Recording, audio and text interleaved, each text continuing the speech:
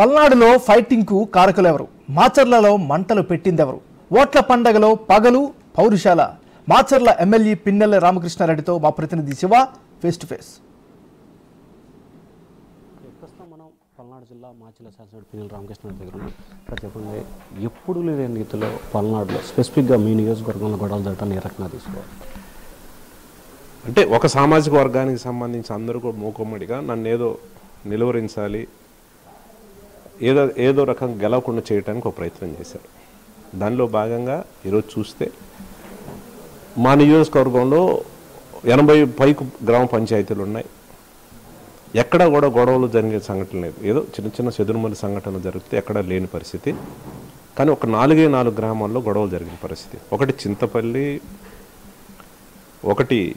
ఇంకొకటి ఒప్పిచర్ల, ఇంకొకటి తుమ్మూరుకోటు, ఇంకొకటి పాలవగేటు. ఈ 4 గ్రామ పంచాయతీలకు సంబంధించి 4 గ్రామ పంచాయతీల్లో కమ్మ సామాజిక వర్గానికి సంబంధించిన వాళ్ళే 50% ఉంటే మిగతా కాస్ట్లు ఎవరైతే ఉన్నాయో 50% ఉంటారు. అంటే వీళ్ళు అధికంగా ఉంటారు కాబట్టి దౌర్జన్యం చేసి మిగతా వాళ్ళని లాగేసి చేసే కార్యక్రమం చేశారు 4 గ్రామాల్లోనే. ఎక్కడా కూడా జరగలేదు ఈ 4 గ్రామాలకు సంబంధించి. ఎందుకంటే ఇక్కడ ఎంపీ కృష్ణదేవరాయలు వచ్చేసి కమ్మ సామాజిక వర్గం. స్పెషల్గా 2 రోజుల ముందు నారాయణ స్వామి అని ఒక ఎస్ఐని, అదే కారంపూడికి సంబంధించి గతంలో ఎస్ఐగా పనిచేసి సస్పెండ్ అయిన వ్యక్తిని మళ్ళీ ఇప్పుడు ఎలక్షన్ డ్యూటీ ఇచ్చి సిఐగా ప్రమోషన్లో ఉన్న వ్యక్తిని తీసుకొచ్చి అక్కడ సిఐగా వేసేసి ఆయన పోలీస్ డిపార్ట్మెంట్కి సంబంధించి ఎస్పీ గారు వీళ్ళందరూ కూడా కుమ్మక్కయ్యి కావాలని ప్రీ ప్లాన్డ్గా ఈ 4 గ్రామాలకు సంబంధించి వాళ్ళ సామాజిక వర్గం ఎక్కువ ఉంది కాబట్టి మిగతా వాళ్ళని కొట్టి దౌర్జన్యంగా బయటికి పంపించి రిగ్గింగ్ చేసే కార్యక్రమం చేశారు. ఎక్కడ గొడవ చేసిన వాళ్ళే తప్పితే మిగతా గ్రామాల్లో ఎక్కడా కూడా ఎలక్షన్ జరుగుతూ ఉంది. ఇది గమనించమని కోరుతూ ఉన్నాను. ఇక్కడ మేము ప్రేరేపించి మేము చేసింది కాదు.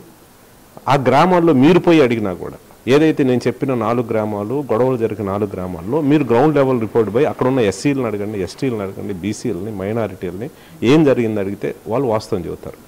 ఇవన్నీ కప్పిపుచ్చి కొంత మీడియాలో దుష్ప్రచారం చేసి మళ్ళీ మా పార్టీకి సంబంధించిన వ్యక్తుల మీద కేసులు కట్టడానికి ప్రయత్నం చేస్తూ ఉన్నారు.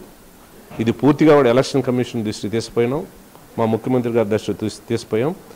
టోటల్ ఎపిసోడ్ మీద స్పెషల్ ఎంక్వైరీ చేసి దీంట్లో ఎవరి పాత్ర ఉంది, ఎవరెవరు పోతుబలంతో జరిగింది పూర్తి స్థాయిలో ఎంక్వైరీ చేయించేసి ఎవరైతే దీనికి బాధ్యులు అవుతారో వాళ్ళందరి మీద చట్టపర చర్యలు తీసుకోవడానికి స్పెషల్ ఎంక్వైరీ చేయమని కూడా ముఖ్యమంత్రి గారిని కోరడం జరిగింది. ఖచ్చితంగా ముఖ్యమంత్రి గారు కూడా పర్సనల్గా కలిసి కూడా చెప్పే కార్యక్రమం చేస్తారు. సార్, నిన్న టీడీపీ నేతలు ఎస్పీని కలిశారు. కలిసి పల్నాడు ప్రాంతం ముఖ్యంగా మాచర్లని ఒక చంబల్లోయ తాలిబాన్ ప్రాంతంతో పోల్చారు. దీన్ని ఎట్లా తీసుకోవాలి?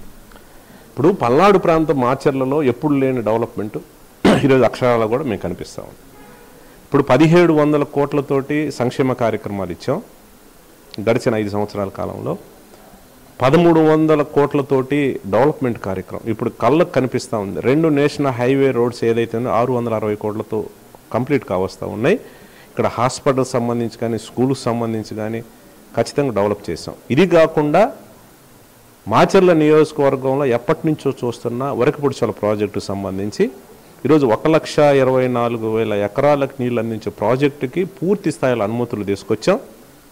స్పెషల్గా మా ముఖ్యమంత్రి గారి ఇంట్రెస్ట్ తోటి ఇచ్చిన మాట ప్రకారం కేంద్ర ప్రభుత్వం మాట్లాడి ఫారెస్ట్కి సంబంధించిన అనుమతులు తీసుకొచ్చాం. పనులు కూడా మొదలైనాయి. అఫీషియల్గా మే 15వ తారీఖున జగన్మోహన్ రెడ్డి శంకుస్థాపన చేసి ఇమీడియట్గా ఒక 4 రోజులు వ్యవధి తీసుకున్న తర్వాత మిషనరీ పెట్టి కాంట్రాక్ట్ అప్పచ్చి పనులు జరుగుతూ ఉన్నాయి. అంటే ఈ డెవలప్మెంట్స్ అన్నీ కూడా చూసి ఓర్వలేక ఖచ్చితంగా మనం చేసేది ఏమి లేదుక మనం ఓడిపోతాం అనితోటి ఈ అలజడులు జరగడం జరిగింది.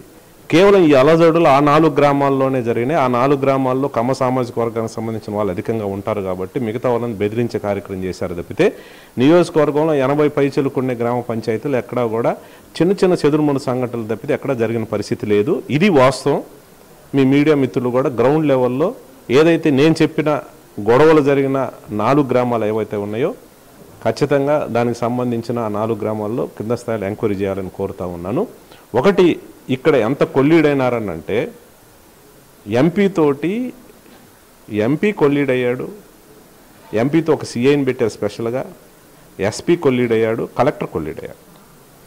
కలెక్టర్ కూడా తుమ్మూరుగూడ విలేజ్లో 5 పోలింగ్ స్టేషన్స్ ఉంటే 5 పోలింగ్ స్టేషన్స్కి తెలుగుదేశం సంబంధించిన వాళ్ళే మాకు మిగతా ఎస్సీ ఎస్టీ బీసీ నుంచి ఓట్లు వేయట్లేదు అని చెప్పి అక్కడున్న ఈవీఎం మిషన్స్ అయితే మొత్తం పగలగొడితే మేము రీపోల్ అడిగాం నెక్స్ట్ డే ఇవ్వండి అని.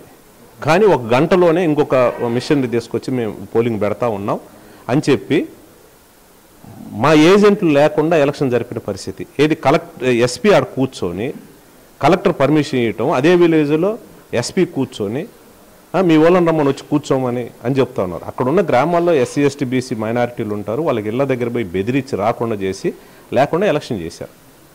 కానీ నేను వెళ్తానంటే ఎస్పీ నువ్వు రావడానికి లేదు, నువ్వు వద్దని చెప్పి ఎస్పీని డైరెక్ట్గా నాకు చెప్పిన పరిస్థితి. అనంటే దాన్ని బట్టి ఏమర్థం అవుతుంది? ఈ రకంగా పోలీసు వ్యవస్థ ఎంపీతో కొల్లుడే వీళ్ళందరూ కలిసి వన్ సైడ్గా చేయాలి, ఏదో రకంగా గెలవాలి, ఇక్కడ దౌర్జన్యం చేసి గెలవాలనే ఆలోచనతో ఈ 2 రోజుల నుంచి కూడా జరిగిన సంఘటనలు కనిపిస్తూ ఉన్నాయి. నేను ప్రజలందరినీ కూడా కోరుతా ఉన్నాను, ఏది ఏమైనా మనం గెలవబోతా ఉన్నాం. జగన్మోహన్ రెడ్డి సంక్షేమ కార్యక్రమాల ద్వారా మనం బ్రహ్మాండంగా గెలవబోతా ఉన్నాం. ఎవరు సమన్వయం కోల్పోవద్దు, అల్లర్లు ఎవరు చేసే కార్యక్రమం చేయొద్దని దయచేసి కూడా నేను అందరినీ కోరుతా ఉన్నాను.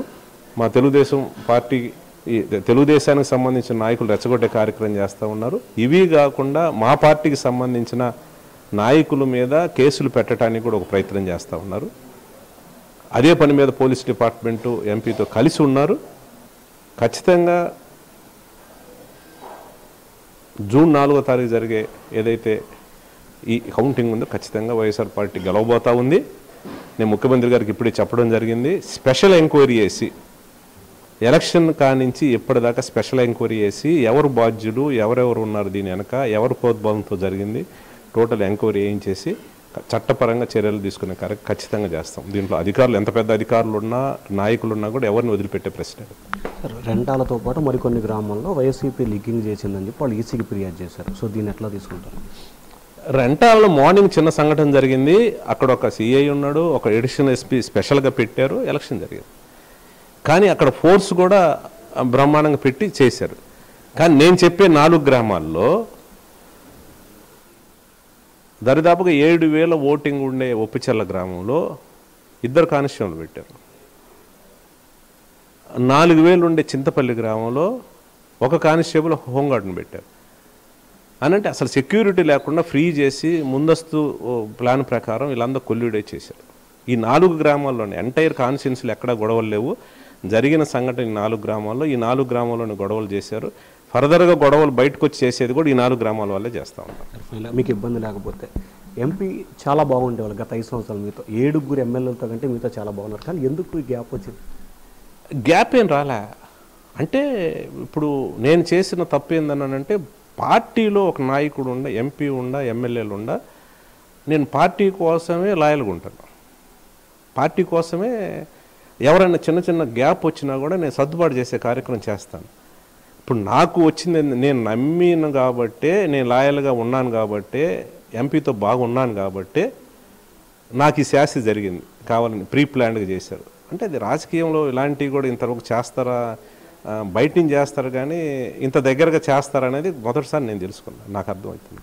సో ఇది మొత్తం మీద చూసుకుంటే పల్నాడు రాజకీయాలకు సంబంధించి కేవలం అధికార పార్టీని ఇబ్బందులు పాలు చేసేందుకే తెలుగుదేశం పార్టీ కొంతమంది నేతల్ని, పోలీసుల్ని, ఎంపీ ప్రోద్బలంతో ఇటువంటి గొడవలు, విభేదాలు సృష్టించేందుకు తీవ్రస్థాయిలో ప్రయత్నం చేశారు. ఖచ్చితంగా తాము గెలవబోతున్నాం. జూన్ 4 తర్వాత ఏదైతే ఏపీసీలో జరిగిన ప్రతి దానిపై కూడా ఎంక్వైరీ చేసి ఖచ్చితమైన చర్యలు తీసుకునేందుకు ప్రయత్నాలు చేస్తామని చెప్పి ఎమ్మెల్యే రామకృష్ణ రెడ్డి అంటున్నారు. Vote studio.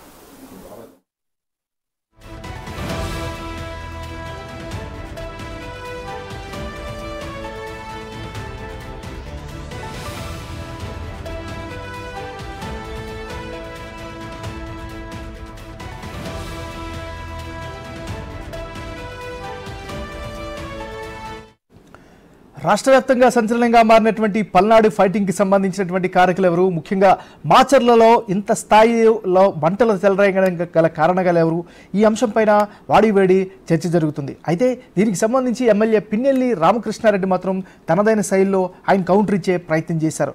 ఈ మొత్తం అల్లర్లకు కారణం తెలుగుదేశం పార్టీ లోకల్గా ఉన్నటువంటి కేడర్ కానీ లీడర్ కానీ అంటూ కూడా ఆయన తెలుగుదేశం పార్టీ వైపు చూపిస్తున్నటువంటి పరిస్థితి కనిపిస్తుంది. మరోవైపు ఎక్కడైతే సమస్యాత్మకమైనటువంటి ప్రదేశాలు ఉన్నాయో అక్కడ ప్రత్యేకమైనటువంటి సిబ్బందిని ఏర్పాటు చేయకుండా ఎక్కడైతే వాళ్ళకు అనుకూలంగా ఉంటుందో అక్కడ మాత్రమే ప్రత్యేకంగా పోలీసులు వత్తాసు పలికారంటూ కూడా ఆయన ఆరోపించడం జరిగింది.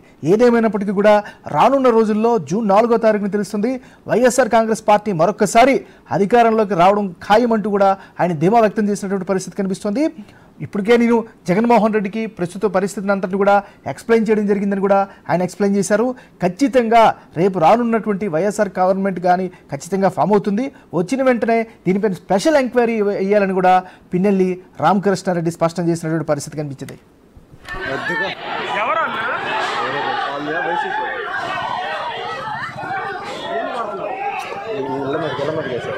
ఆడవాళ్ళు కూడా ఇచ్చారు.